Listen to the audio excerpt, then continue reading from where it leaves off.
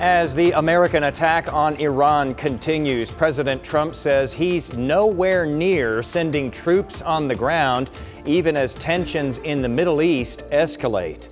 We have the latest on that today. Also, higher energy costs because of that war aren't just hitting at the pump. We're going to show how rising gas prices are now affecting food and everyday goods as well. And a heads up, everybody, we have another weather alert day coming up for tomorrow. Get the latest forecast on that so that you can be absolutely prepared. Thanks for being with us here at 4 o'clock. Jason Wheeler here with meteorologist Cassie Hyder, because that is where we will start this afternoon.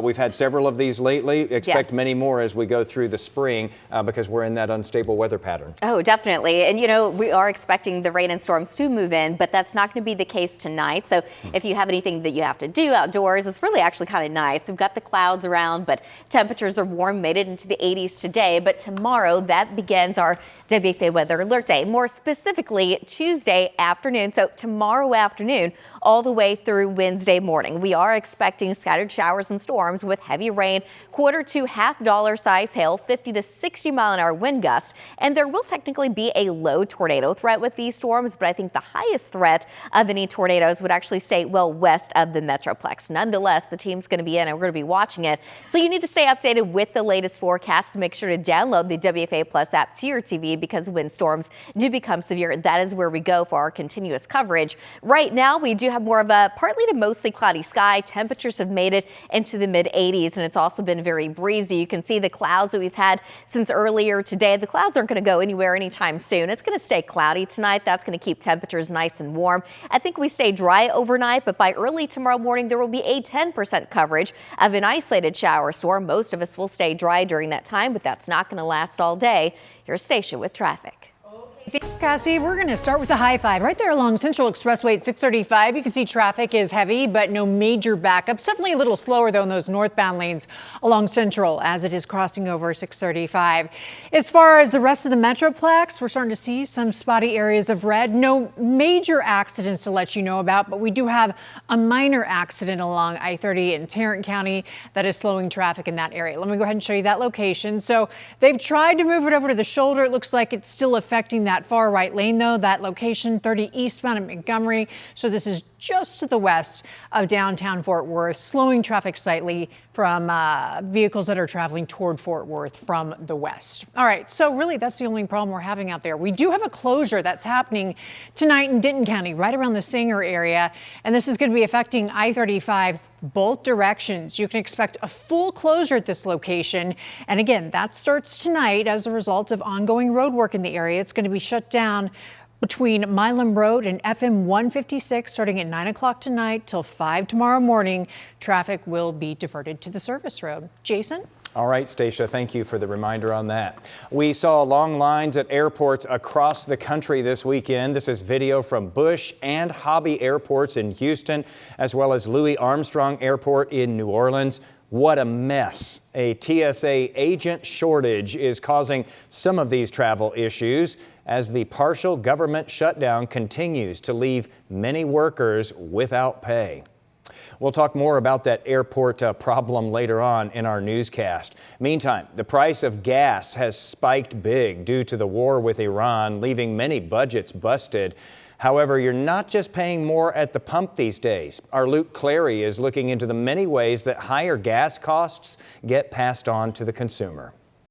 Gas prices are climbing across the country and right here in Texas. The statewide average went from $2.60 last week to $3.10 today. That's an increase of 20%, and drivers tell us they're already feeling it. Experts say higher energy costs don't just hit the pump. They can also push up the price of food and other goods because fuel and electricity are used across the supply chain. There's a direct correlation between higher energy prices and higher food prices. So it does have that effect. And you know, again, I think the average citizen tends to not understand truly the entire value chain for crude oil, not just at the pump, but plastics, pharmaceuticals. I mean, everything does get impacted. And that's part of what we'll break down tonight at 6, how energy prices show up in some surprising places, including something as simple as a loaf of bread. In Dallas, I'm Luke Clary.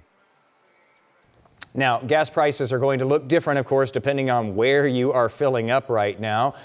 In Longview, about 2 hours east of Dallas, Gas Buddy is reporting $2.19 a gallon at a local Shell for regular fuel. You do always have to roll up and check that yourself. Sometimes the apps don't quite update in time. In the opposite direction, an hour west of Fort Worth, one spot in Mineral Wells shows as selling at $2.39 a gallon for regular there. That is, again, according to Gas Buddy. Of course, much higher when you're in the city. We expect, by the way, to hear from President Trump in the next 30 minutes, likely with an update on the war in Iran. Here's what we know this afternoon. U.S. airstrikes have continued across the Middle East as the war with Iran enters its 10th day now. The Pentagon today identifying the 7th U.S. service member killed in the war.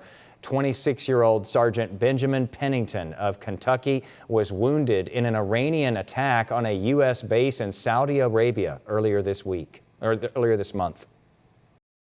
If you are the praying type, and I certainly am, I hope you'll spare a prayer for the 6 souls that we lost, for the 7th soul who will be coming home tonight. Meanwhile, Iran has named a new leader following the killing of Ayatollah Khamenei, prompting cheers in Tehran, while Israel is warning that that new leader could also be a target. The federal government is now alerting law enforcement agencies that Iran may be activating sleeper cells. The alert says the U.S. intercepted encrypted communications that may serve as an operational trigger for sleeper assets. While the alert is careful to say there is no operational threat tied to a specific location, it is instructing law enforcement agencies to increase their monitoring of suspicious radio frequency activity. ABC News chief investigative reporter Aaron Katursky has more. ABC News has reviewed a federal government alert sent to law enforcement agencies across the country that warned Iran may be trying to activate sleeper cells in the West. The U.S., according to this alert, has intercepted an encrypted communication intended for clandestine recipients around the world that possess the decryption key. The exact transmission was not made clear, but the alert said it is possible this could be used to activate sleeper assets that could carry out some kind of a retaliatory attack following the U.S.-Israel military strike against Iran. If this is confirmed, and the alert says it's based on preliminary analysis right now, it would confirm the fears that U.S. officials have for what could follow from the U.S. strike on Iran, that the Iranians would be looking for some covert way to carry out an act of retaliation. Aaron Katursky, ABC News, New York. All right, spring break should not mean students going hungry. How a North Texas school district is making sure that kids can still get a hot meal.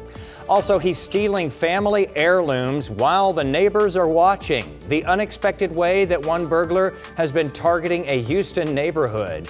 And TSA workers aren't getting paid. We just talked about that. Flights have been delayed. Spring break travelers are paying the price. We're going to explain what is creating this airport chaos when we continue.